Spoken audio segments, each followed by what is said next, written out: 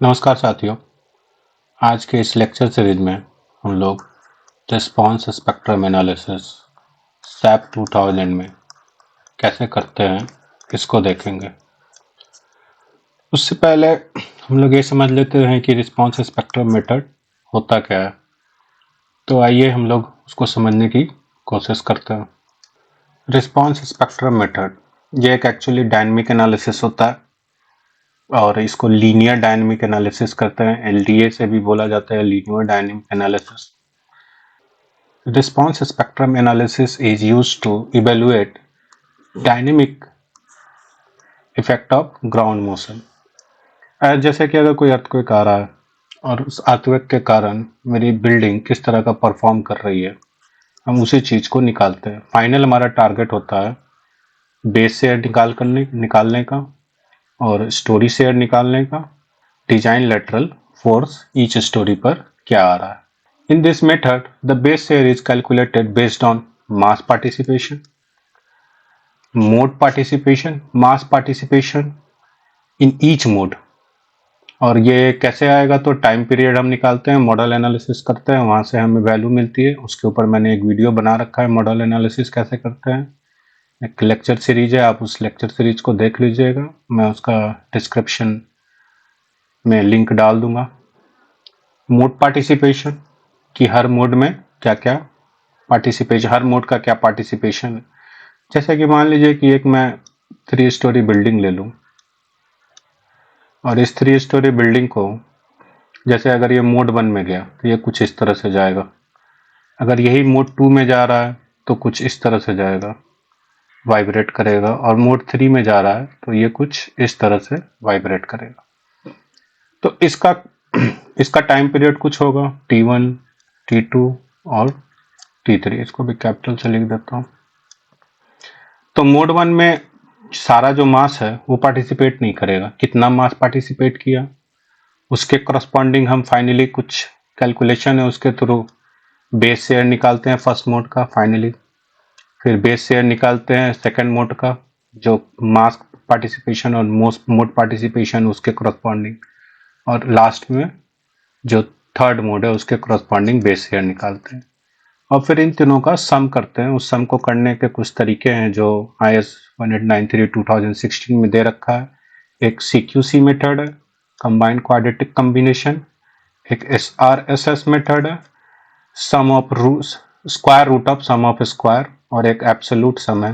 ये 3 मेथड दिए हुए हैं, इसके बेसिस पे हम कॉम्बिनेशन करते हैं। लेकिन सॉफ्टवेयर में इतना करने की जरूरत हमें होती नहीं है, लेकिन हमें पता होना चाहिए कि बैकग्राउंड में क्या हो रहा है, वरना वो एक तरह से हो जाएगा स्पून फीडिंग हो गई, हमने रटा चीजों को और वोमिट कर दिया। तो थोड़ा कंसेप्ट भी समझना जरूरी होता है। तो इस तरह से हम फाइनली बेस शेयर निकालते हैं। इसके ऊपर से एक एक्सेल सीट है मेरे पास, मैं वो शेयर कर दूंगा। और अगर वो एक्सेल सीट आप लोगों को समझने में दिक्कत हो तो आप लोग कमेंट में लिखिएगा, मैं उस एक्सेल सीट के ऊपर भी एक वीडियो बना दूंगा ताकि आप लोग को रिस्पांस स्पेक्ट्रम मेथड मैनुअल कैसे कैलकुलेट किया जाता है वो समझ में आ जाए। अब as an engineer we need to check the base shear, जो हमें स्टैटिक एनालिसिस, जो इक्विवेलेंट स्टैटिक मेथड बोलते हैं, इसके ऊपर भी मैंने एक बहुत अच्छा वीडियो बना रखा है, मैं उसका भी लिंक डिस्क्रिप्शन में दे दूंगा ताकि आप लोगों को इक्विवेलेंट स्टैटिक मेथड मैनुअली कैसे कैलकुलेट किया जाता है वो समझ में आ जाए। सॉफ्टवेयर में तो ये बहुत आसान है, ई टैब में और सैप में। इवन स्टैट प्रो में थोड़ा दिक्कत करता है, लेकिन ई टैब और सैप में बहुत आसान है ये कैसे स्टैटिक सेस्मिक लोड लगाते हैं स्ट्रक्चर पे। और डायनेमिक सेस्मिक लोड जो ये मेरा रिस्पांस स्पेक्ट्रम मेथड से मिलेगा या एनालिसिस करेंगे तो मिलेगा। इन दोनों का कंपैरिजन भी जरूरी है और उसके ऊपर से अपग्रेडेशन भी कुछ किया जाता है, कुछ कोड के ऊपर से, कुछ सैप के ऊपर से और ईटैप के ऊपर से। तो यहाँ हम सैप के ऊपर से देखेंगे कैसे किया जाता है। वहाँ एक टर्म आता है स्केल फैक्टर, वो बहुत इंपॉर्टेंट है, उस चीज को हम लोग समझने की कोशिश करेंगे। तो हम लोग देख लेते हैं response spectrum analysis. Elastic dynamic analysis इसको कहा जाता है। इलास्टिक यहाँ लिखा हुआ है, ये इंपॉर्टेंट टर्म। एक तरह से हम नॉन लीनियर को लीनियर्स के थ्रू निकाल करके कुछ करेक्शन फैक्टर या रिस्पांस रिडक्शन फैक्टर लगा करके उसको हम फाइनली अपना बेस शेयर निकालते हैं, इसलिए इसको इलास्टिक डायनेमिक एनालिसिस कहा जाता है। ये सैप 2000 में करूंगा मैं, और स्टेप्स क्या क्या है इसमें है उसको एक बार देख लेते हैं। और रिस्पांस स्पेक्ट्रम मेथड, तो सबसे पहले हमारा काम होगा डिफाइन प्रॉपर्टी, जिसमें ग्रेड ऑफ कंक्रीट जो मैं लेके चल रहा हूँ M20 और बार ले रहा हूँ FE500। ये सारा डिटेल है, मैं इस पे टाइम ज़्यादा वेस्ट नहीं करता हूँ, ये सब के ऊपर वीडियो बना रखा है। ये लेक्चर 1 है, पार्ट 1 है, लेक्चर 1 का पार्ट 1 है, उसमें ये सब बना हुआ है, आप देख लीजिएगा। और मैं आपको दिखा भी देता हूँ वो कहाँ पे। Define section with property modifier, ये भी कैसे अप्लाई करते हैं। इसमें सेक्शन डिफाइन करेंगे, बीम, कॉलम, स्लैब। अगर आपका इसके अलावा स्टेयर केस और शेयर वाल हो तो आप उसको भी बना करके आगे मूव कर सकते हैं। थर्ड स्टेप होगा प्रिपेयर मॉडल। हम मॉडल को बनाएंगे जो भी हमारा लाइन डायग्राम होगा उसके अकॉर्डिंग, और उसमें फिर सेक्शन को असाइन करेंगे। ये दोनों, तीनों, चार एक ही में हो जाता है। फिर डिफाइन रिस्पॉन्स स्पेक्ट्रम कर्व करेंगे, जो इंडियन कोड के ऊपर से मैं करूँगा, और उसको एक रिलेट करके बताऊँगा कि सॉरी, इंडियन कोड के ऊपर से करूँगा और उसको रिलेट करूँगा SAP2000 में जो रिस्पॉन्स स्पेक्ट्रा बनता है, और दोनों में क्या थोड़ा चेंजेज है और क्यों है वो थोड़ा सा समझाने की कोशिश करूँगा। ऐसे आप देखना चाहें तो इसके ऊपर भी एक वीडियो बना रखा है, इसको भी आप देख सकते हैं, उसका भी लिंक मैं डिस्क्रिप्शन में दे दूंगा कि why response spectra always start from 1। और डिफाइन लोड पैटर्न, उसके बाद लोड पैटर्न करेंगे, फिर मास सोर्स डिफाइन करेंगे जो मॉडल एनालिसिस के लिए हमारा ज़रूरी होता है, रिस्पॉन्स स्पेक्ट्रा एनालिसिस और भी बहुत सारे केसेस के लिए ज़रूरी होता है। फिर लोड केस करेंगे और लास्ट में लोड कम्बिनेशन। यहाँ पर तो लोड कम्बिनेशन की ज़रूरत नहीं पड़ेगी अगर हम रिस्पॉन्स स्पेक्ट्रम एनालिसिस कर रहे हैं, लेकिन अगर हम डिजाइन में जा रहे हैं तो लोड कम्बिनेशन हमें करना होगा, तो यहाँ तो हम नहीं करेंगे। फिर इस लोड को असाइन करेंगे स्ट्रक्चर पे और एनालिसिस को रन करेंगे। मॉडल एनालिसिस का जो पार्ट है वो मैंने लेक्चर 2 के पार्ट 1 में कवर कर दिया है, तो आप मॉडल एनालिसिस कैसे करते हैं यहाँ पे देख लीजिएगा।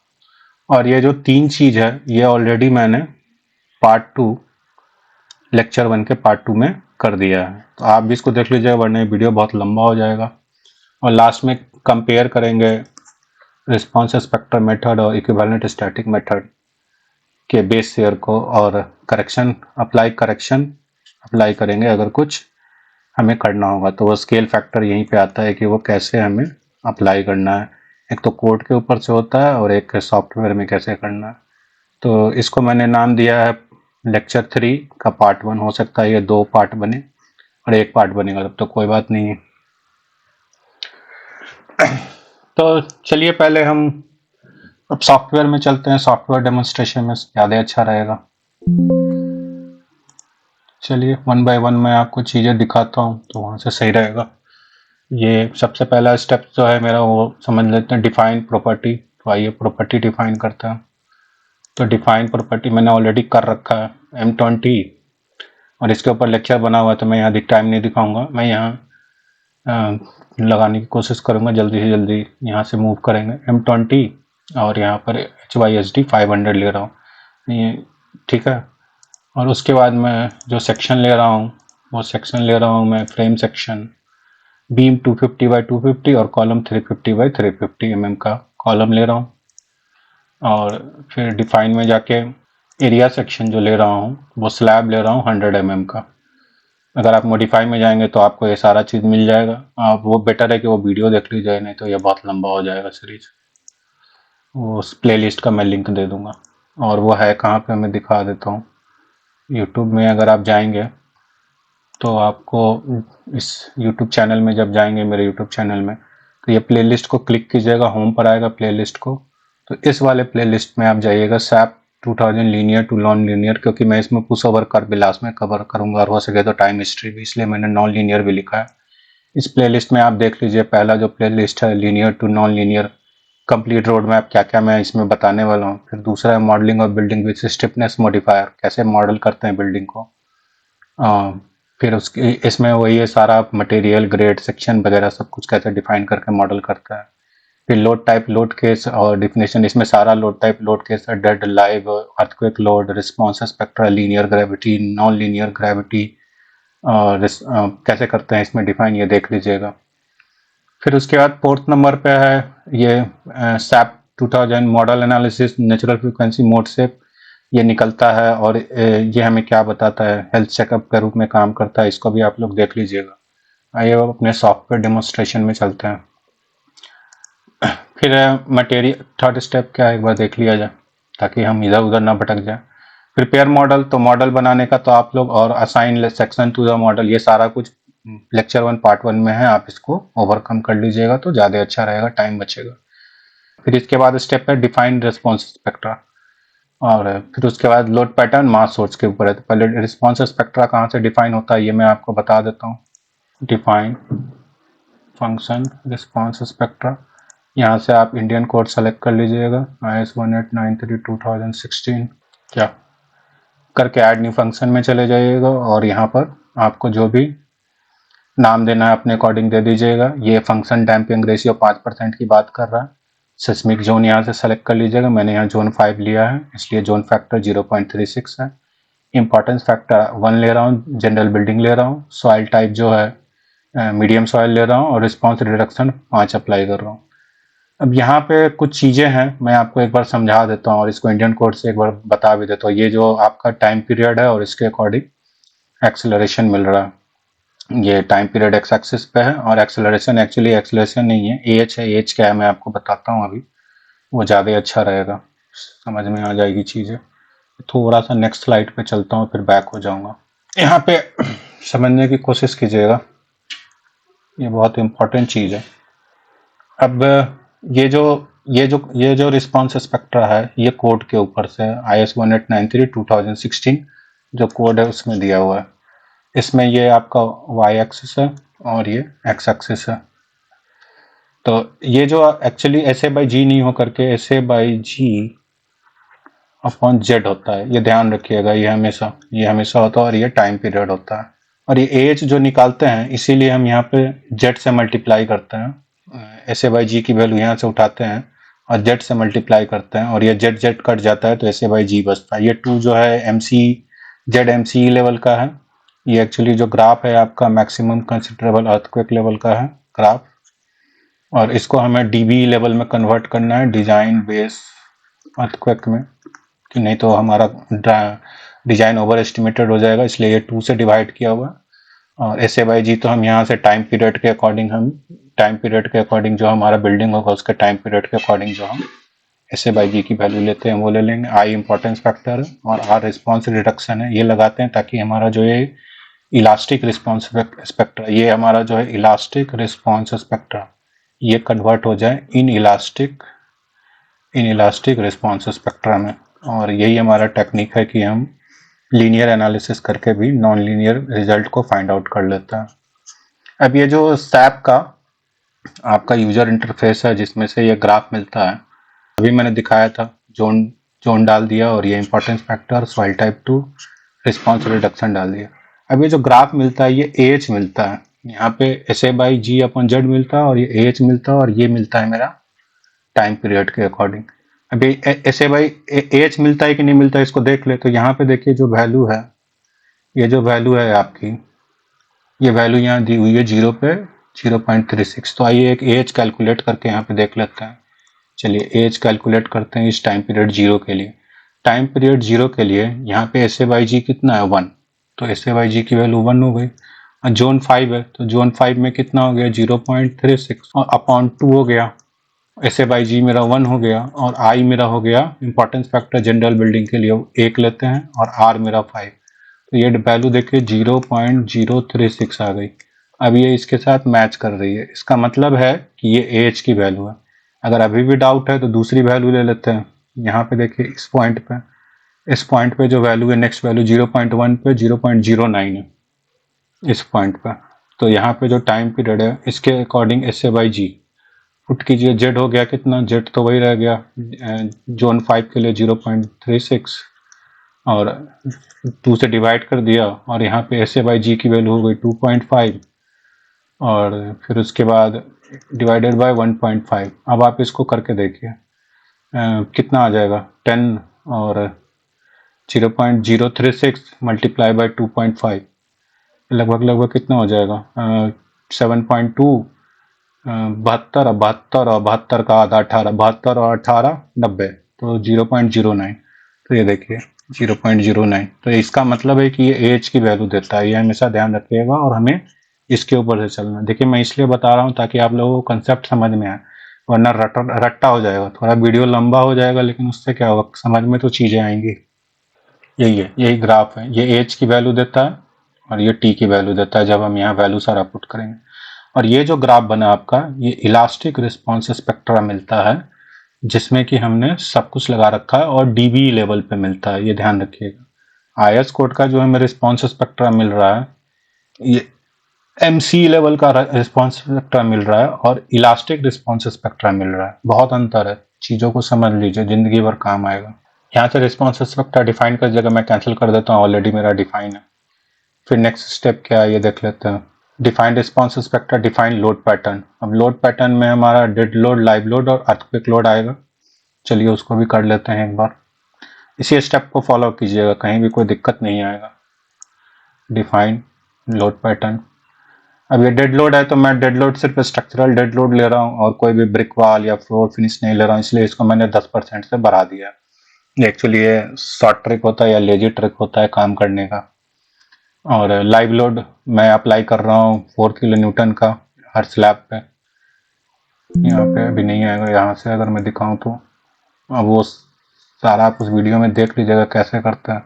यहाँ सेलेक्ट करके क्लिक कीजिएगा, लोड पे जाइएगा तो देखिए 4 यहाँ से यूनिट चेंज कर देता हूँ तो दिख जाएगा 4 आ गया। डिफाइन लोड पैटर्न, फिर अर्थक्वेक आप डिफाइन कर दीजिएगा एक्स डायरेक्शन में। यहाँ से क्वेक सेलेक्ट कर लीजिएगा जो टाइप दिया हुआ है, और यहाँ पे सेल्फ वेट मल्टीप्लायर 0 रहेगा, क्योंकि हम दे रहे हैं, सेमी ऑटोमेटिक होता है ये, आधा हम देते हैं आधा सॉफ्टवेयर लेता है। और फिर यहाँ से मॉडिफाई कर लीजिएगा। तो मॉडिफाई करके सारा डाटा अब ग्लोबल एक्स डायरेक्शन में है, तो ये मैंने ले लिया है। ये प्रोग्राम कैलकुलेटेड पे रखा, ये मैंने स्पेसिफाइड कर दिया और जोन फैक्टर दे दिया, सॉइल टाइप दे दिया, इंपॉर्टेंस फैक्टर, रिस्पॉन्स रिडक्शन, और करके यहाँ पे ओके कर दीजिएगा। इसी तरह वाई में कर दीजिएगा। अब उसी के बाद लोड केस में चल लेते हैं। लोड केस में आपको ये, आप बाकी सारा अभी मत देखिएगा, इसमें linear gravity, non linear gravity, push over x भी है। रिस्पॉन्स स्पेक्ट्रा एक्स डायरेक्शन में, रिस्पॉन्स स्पेक्ट्रा वाई डायरेक्शन में भी कर लीजिएगा। मैं रिस्पॉन्स स्पेक्ट्रा एक्स डायरेक्शन में आपको मॉडिफाई करके दिखा रहा हूँ। ऐसा यूजर इंटरफेस खुलेगा, यहाँ पे एक बॉक्स ड्रॉप होगा, यहाँ नाम डाल दीजिएगा। नाम के बाद यहाँ पे SRSS, यही जो कॉम्बिनेशन रूल जो मैंने आपको बताया था, मॉडल कॉम्बिनेशन रूल है, इसको अडॉप्ट कर लीजिएगा। अब मॉडल कॉम्बिनेशन को SRSS पे रखिएगा और यहाँ पे डायरेक्शनल को CQC पे रखिएगा, क्योंकि ये क्लोजली स्पेस अधिक नहीं होता है, लेकिन ये बहुत क्लोजली स्पेस होता है, इसलिए हम ऐसा करते हैं। फिर यहाँ से एक्सेलरेशन लोडिंग पे रखिएगा, डिस्प्लेसमेंट पे नहीं, और एक्सेलरेशन यहाँ से सेलेक्ट कर लीजिएगा। अब ये देखिए यहाँ पे एक बहुत बड़ा चीज आ रहा है, U1। अब यहाँ U1 ले कि U2 ले, अब कोई कहेगा कि सर आप एक्स डायरेक्शन में ले रहे हैं तो U1 ले, नहीं, ऐसा कुछ नहीं। अब हमें देखना पड़ेगा कि ये, इसीलिए मॉडल एनालिसिस जरूरी होता है। अब मॉडल एनालिसिस का एक बार हमें रिजल्ट देखना पड़ेगा, तो एक बार हम रिजल्ट को देख लेते हैं मॉडल एनालिसिस का, कि ये मोड 1 में किधर भाग रहा है, क्योंकि मॉडल एनालिसिस सबसे पहले करना पड़ता है, वो प्रीसेसर की तरह काम करता है हर एनालिसिस के लिए। तो मैं यहाँ से अब सबको टू नॉट रन करके मॉडल एनालिसिस को रन कर देता हूँ, और रन कर देता हूँ तो मॉडल एनालिसिस का रिजल्ट आ जाएगा। कब टाइम ले लेता है, ठीक है, हो गया लगता है। अब यहाँ से आप डिस्प्ले में चले जाइएगा, शो टेबल में चले जाइएगा, और यहाँ से एनालिसिस रिजल्ट आना चाहिए, एनालिसिस रिजल्ट। हाँ, स्ट्रक्चरल आउटपुट, यहाँ पे आप बेस ईयर नहीं, हमें बेस ईयर अभी नहीं चाहिए, हमें ये चाहिए मॉडल लोड पार्टिसिपेशन फैक्टर, इसकी ज़रूरत है। यहाँ से ये तो ठीक है, ओके है, कुछ भी आ जाए क्या फ़र्क पड़े, ये मॉडल चाहिए, ठीक है, यहाँ से ओके कर दीजिएगा।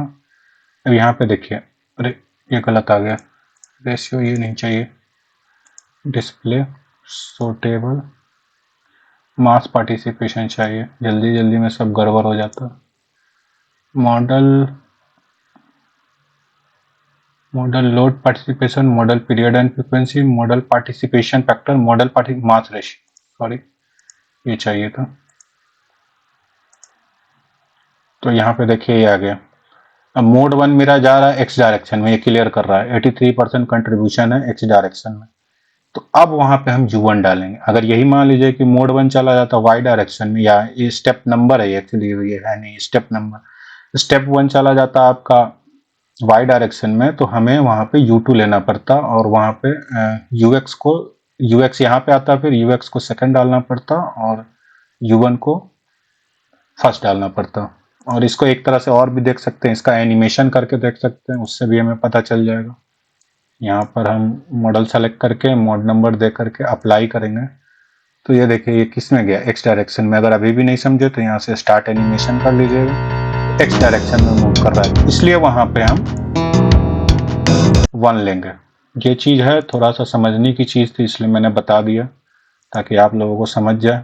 और एक्स मॉडिफाई सो प्रॉपर्टी, एक बार रिकॉर्डिंग चेक कर लो यार वरना हो रहा है।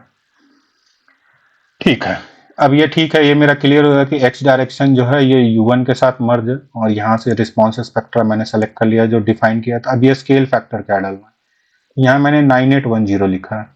अब क्यों लिखा है इसको भी समझिएगा, बहुत इंपॉर्टेंट है, यही आपको समझने की जरूरत है।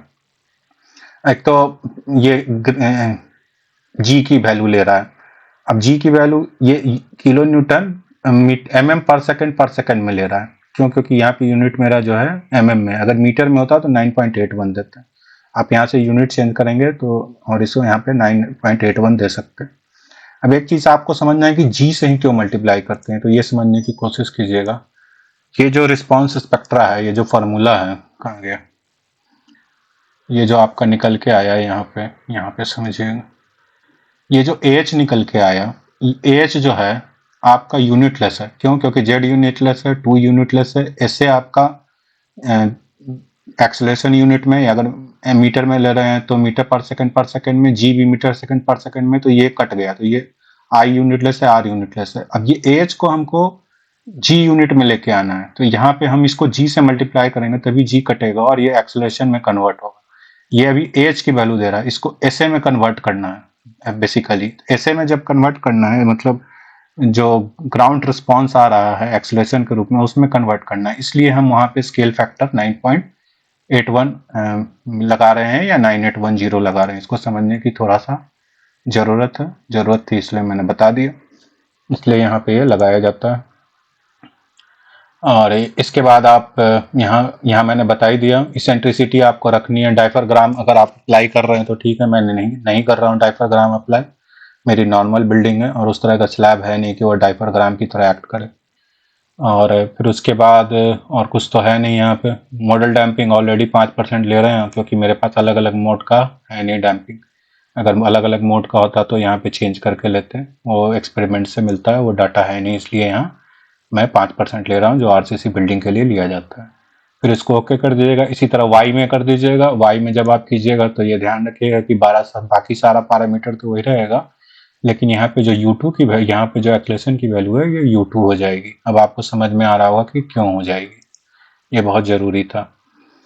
इतना कुछ करने के बाद नेक्स्ट स्टेप क्या है देख ले, वरना स्टेप इधर उधर चले जाएंगे। डिफाइन लोड पैटर्न, मास सोर्स रह गया, लोड पैटर्न हो गया, मास सोर्स रह गया। लोड केस तो मैंने बता दिया, मास सोर्स एक बार आपको बता देता हूँ कि मास सोर्स करते हैं तो यहाँ डिफाइन में चले जाइएगा, मास सोर्स में चले जाइएगा। अब मैंने कर रखा है, उसी को मॉडिफाई कर देता हूँ। मास सोर्स आएगा, यहाँ से आप इस वाले नीचे वाले को सिलेक्ट करके ऊपर वाले को अनटिक कर दीजिएगा। स्पेसिफाइड लोड पैटर्न के ऊपर से कर रहा हूँ। डेट को 100% कंट्रीब्यूशन के साथ और लाइफ को 50% कंट्रीब्यूशन के साथ। अब मैंने लाइफ को 50% कंट्रीब्यूशन के साथ क्यों लिया है, क्योंकि मेरा जो लाइव लोड है वो 3 किलो न्यूटन से अधिक है, और कोड कहता है कि अगर आपका 3 किलो न्यूटन से अधिक लाइव लोड है तो आपको 50% कंट्रीब्यूशन लेना होगा लाइव लोड का। अब आप कोई कहेगा कि सर रूफ पे नहीं लेते हैं, तो वो ऑटोमेटिक रूफ का नहीं कंसीडर करता है सॉफ्टवेयर, ई टैब में वो है, स्टैड में नहीं है, वो हमें करना पड़ता है। यहाँ पे ऑटोमेटिक ये ले लेता है।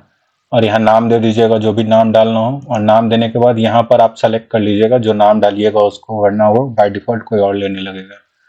फिर यहाँ से ओके कर दीजिएगा, मैं कैंसिल कर रहा हूँ। नेक्स्ट स्टेप क्या है, डिफाइन लोड पैटर्न, मास सोर्स हो गया। लोड केस भी हमने बताया, लोड कॉम्बिनेशन की जरूरत है नहीं, लोड केस तो अभी बता ही दिया। Assign load to the structure, तो डेड लोड तो है वो तो ऑटोमेटिक जाएगा, बाकी बच गया अर्थक्वेक लोड, वो भी ऑटोमेटिक जाएगा। रिस्पॉन्स स्पेक्ट्रा जो लोड केस डिफाइन किया वो भी ऑटोमेटिक जाएगा। रह जाएगा आपका लाइव लोड। तो जो लाइव लोड है, लाइव लोड आप अप्लाई करने के लिए जो जितना भी स्लैब है इसको सेलेक्ट करके, सेलेक्ट प्रॉपर्टी एरिया सेक्शन, ये सेलेक्ट कर लीजिएगा और फिर असाइन में जा कर के फ्रेम केबल एरिया लोड और यूनिफॉर्म सेल करके यहाँ पे आप लाइव सेलेक्ट कर लीजिएगा, ग्लोबल वाई ग्रेविटी और यहाँ यूनिट दे दीजिएगा भैया किलो न्यूटन पर mm स्क्वायर में, इसको चेंज कर लीजिएगा वरना यहाँ से किलो न्यूटन मीटर में कर लीजिएगा। यहाँ पे आपको कट करके करना पड़ेगा, यहाँ 4 डाल दीजिएगा, मैंने ऑलरेडी डिफाइन कर रखा है इसलिए मैं इसको कैंसिल कर देता हूँ। मैं आपको दिखा देता हूँ, यहाँ पे ले जा करके जब आप इसको राइट क्लिक कीजिएगा तो ये दिखाएगा यहाँ लोड जो है, देखिए यूनिट में चेंज करूँगा तो आपको मिल जाएगा यहाँ पे, sorry kilo newton metre, 4 kilo newton metre square में कर रखा है। तो यहाँ से मैं कैंसिल कर दे रहा हूँ। इतना करने के बाद जो नेक्स्ट स्टेप है मेरा run the analysis, model analysis मैंने कर ही रखा है, बाकी सारे एनालिसिस को भी रन कर देता हूँ और compare the response spectrum method में इक्विवेलेंट स्टैटिक मेथड का लोड केस कंपेयर करेंगे। तो ये मैं आ गया यहाँ पे और एनालिसिस यहाँ से भी जा सकते हैं, एनालाइज यहाँ से भी जा सकते हैं। Set load case to run, ये क्लिक कीजिए, ये क्लिक कीजिए, कोई फर्क नहीं पड़ेगा। ये मैं आपको रन करना है तो सारे को ही मैं, और इसमें रन नहीं करूँगा अभी नॉन लीनियर वाला, ये मेरा नॉन लीनियर में यूज होगा, linear gravity, non linear gravity और पुश ओवर एक्स, ये मेरा नॉन लीनियर ग्रेविटी में यूज होगा। ये तीनों रन नहीं करूँगा वरना बहुत टाइम ले लेगा। इसको ऑलवेज शो पे रखिएगा ताकि पता चले बैकग्राउंड में क्या हो रहा है। और आप यहाँ से अगर एरर के साथ वार्निंग भी देखना चाहते हैं तो आप देख लीजिए और उसके बाद यहाँ से रन कर दीजिएगा। बैकग्राउंड में हो रहा है, ये हो ही गया, एनालिसिस कंप्लीट, कैंसिल कर देता हूँ। और इसके बाद आपका ये मोड 1 का आया है, मैं इसको नॉर्मल कर देता हूँ, यहाँ से आप नॉर्मल कर सकते हैं इसको। मैं आप चलते हैं टेबल में चलते हैं, वो ज़्यादा अच्छा रहेगा। बाकी आप बाकी जो अदर चीज़ें वो तो देखते ही रहेंगे, जो ज़रूरी चीज़ है वो देख लिया जाए। सो टेबल में गए, सो टेबल में अब यहाँ से हमें एनालाइज रिजल्ट में स्ट्रक्चर आउटपुट में बेस रिएक्शन भी चाहिए और अगर आपको बाकी और पैरामीटर चाहिए तो सेलेक्ट कर लीजिएगा। मुझे भी बेस रिएक्शन में इंटरेस्ट है तो बेस रिएक्शन ले लिया मैंने और यहाँ से कर लीजिए किसका किसका चाहिए, तो ये सब ले ले रहा हूँ। डेड लाइव सेस्मिक, ऐसे डेड लाइव का नहीं चाहिए हमें, सेस्मिक का ही बेस रिएक्शन चाहिए। ओके, यहाँ से सेलेक्ट कर लीजिए, हमें रिस्पॉन्स स्पेक्ट्रा में भी इंटरेस्ट है और लोड सेस्मिक लोड में, क्योंकि कंपेयर करना है, हमारा कहता है कोड कहता है कि हमें कंपेयर करना चाहिए, तो इसको भी ओके कोड कहता है कंपेयर करना चाहिए। मैं एक बार आपको दिखा दूं, यहाँ पे देखिए जो कोड कह रहा है कि ये देखिए यहाँ पे डायनेमिक एनालिसिस में भी perform by other time history, तो ठीक है टाइम हिस्ट्री तो हम करते रहेंगे। और क्या कर रहा है रिस्पॉन्स स्पेक्ट्रम मेथड, यहाँ पे देखिए when base share BB is less than VB, अब बेस शेयर बीबी क्या estimated shall be less the design base share whenever the method is used, the design base share BB estimated shall not be less than the design base share BB calculated using a fundamental period, यानी कि ये बीबी जो है आपका equivalent static method का हो गया, ये रिस्पॉन्स स्पेक्ट्रम का। तो रिस्पॉन्स स्पेक्ट्रम वाला कभी भी इससे कम नहीं होना चाहिए, अगर कम है तो हमें फिर वो करेक्शन फैक्टर अप्लाई करना पड़ेगा। Two mutual perpendicular plane direction X Y separate multiplier factor shall be apply, X और वाई में अलग अलग कह रहा है कि जो इक्विवेलेंट स्टैटिक मेथड अपॉन जो आपका रिस्पॉन्स स्पेक्ट्रम मेथड से बेस से आया उसको डिवाइड कीजिए और उसका जो डिवाइड करने के बाद जो वैल्यू आएगा उसको अप्लाई कीजिए। अब ये इसके लिए मैंने एक एक्सेल शीट बना रखा है, मैनुअल कैलकुलेशन करते हैं कैसे करते हैं ये पूरा रिस्पॉन्स स्पेक्ट्रा का, मैं ये शेयर कर दूंगा, आप लोग इसको देखिएगा, अगर आप लोगों को समझ में आ जाए तो ठीक है और नहीं तो आप लोग कमेंट कीजिएगा, मैं इसके ऊपर एक वीडियो बना दूंगा ताकि आप लोगों को समझ में इससे और कोर कंसेप्ट क्लियर होगा कि किस तरह से रिस्पॉन्स स्पेक्ट्रा वर्क करता है। ठीक है, तो चलिए कहाँ थे हम लोग, तो ये करेक्शन फैक्टर अप्लाई करेंगे और एक चीज दो तीन चीजें और है यहाँ पे कि कहता है कि हमें कितने मोड तक कंसीडर करना चाहिए, तो हमें तब तक कंसीडर करना चाहिए तब तक कि मॉडल मोड जो है मेरा 90% तक पार्टिसिपेट न कर जाए। अब अभी मैंने आपको एक टेबल दिखाया था जिसमें वो 83% कर रहा था, एक मिनट चलिए अभी उसको देख लेंगे, तो 90% कंट्रीब्यूशन हमें चाहिए ही चाहिए, वो भी टेबल ले ही लेते हैं, सही रहेगा, ये भी ओके कर लेते हैं। और कौन सा था मॉडल पार्टिसिपेशन मास रेशियो, तो इसको भी टेबल ले ही लेते हैं, ये सही रहेगा, उसके बाद ओके कर देते हैं। अब यहाँ पे आपको मैं पहले वो टेबल दिखा देता हूँ, वो सही रहेगा। अब आप देखिए मोड 1 में 82% है, मोड या ये एक्स डायरेक्शन का मोड 1 है इसके बाद हम यहाँ आएंगे, ये वाई डायरेक्शन का मोड 1 है और ये टॉर्सनल मोड 1 है। फिर एक्स डायरेक्शन का ये मोड 2 है। तो ये यहाँ के बाद जो गया आपका, ये देखिए सम ऑफ यू एक्स, यहाँ 82% है, यहाँ 94%। यानी इस बिल्डिंग को डिजाइन करने के लिए हम इक्विवेलेंट स्टैटिक मेथड से करेंगे तो वो सही डिजाइन नहीं होगा, हमें रिस्पॉन्स स्पेक्ट्रम मेथड के वैल्यू को लेना पड़ेगा, क्योंकि 90% हमें कम कंसीडर करना ही करना है। तो यहाँ पे मोड 1 और मोड 2 दोनों के फाइनल आउटपुट से जो बेस ईयर आएगा उसको लेना पड़ेगा। तो सॉफ्टवेयर तो सारे ही ले लेता, तो ठीक है, वो तो 100% तक चला जाता जब तक कि 1 ना आ जाए। यही मुझे बताना था, ये ज़रूरी चीज़ है और ये मैंने बड़े अच्छे से समझा रखा है कि मॉडल एनालिसिस में, उसको आप लोग देख लीजिएगा, ज़्यादा अच्छा रहेगा। मैं सारे वीडियो का लिंक जो है डिस्क्रिप्शन में दे दूंगा ताकि आप लोगों को आसानी रहे, या फिर आप लोग जाकर के ये जो यूट्यूब चैनल है मेरा, यहाँ पे जाकर के आप प्लेलिस्ट में देख सकते हैं। इसके अलावा भी कुछ और वीडियो है और बहुत अच्छे वीडियो हैं, जैसे ये रिस्पॉन्स स्पेक्ट्रा ऑलवेज वो 1 से स्टार्ट क्यों होता है, ये इसके ऊपर है। फिर और भी कुछ है, अब देख लीजिए, ये पुशअवर एनालिसिस है ई टैब में। और साथ ही साथ अगर मैं आऊँ, और बहुत अच्छा वीडियो था, कहाँ गया यार, हाँ ये जरूर देख लीजिएगा, seismic load calculation Indian code IS 1893। इसमें मैंने पूरे के पूरे इक्विवेलेंट स्टैटिक मेथड और बहुत सारे कोड से कैसे डाटा लिया जाता है वो बता रखा है, और एक्सेल सीट पे कैसे करते हैं, और एक्सेल सीट भी मैंने शेयर कर रखा है।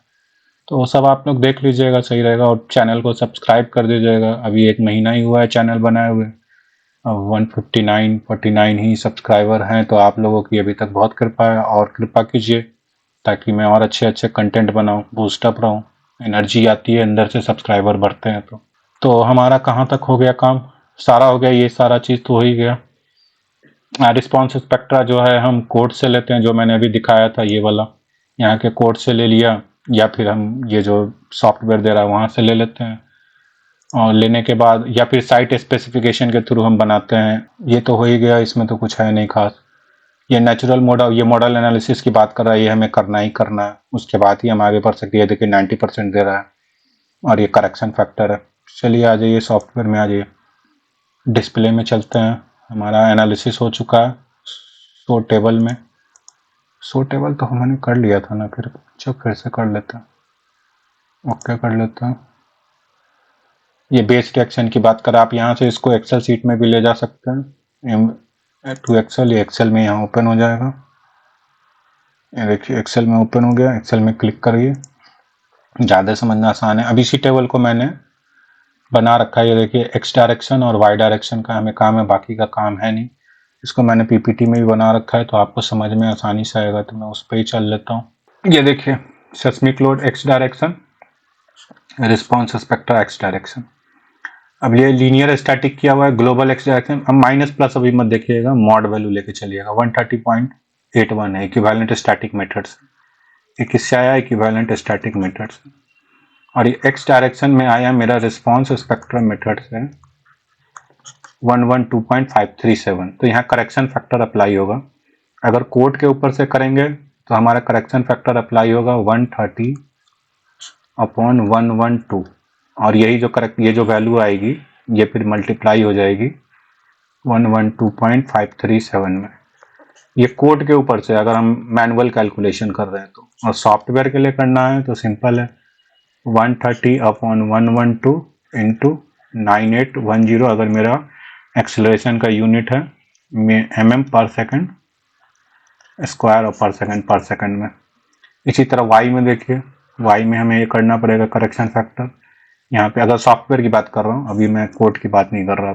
ये मेरा एक्स डायरेक्शन का हुआ सॉफ्टवेयर में, सैप में, और ये वाई डायरेक्शन का होगा 134.799/115.938 इंटू 9810। तो इसको करके देखते हैं कि कैसे होगा।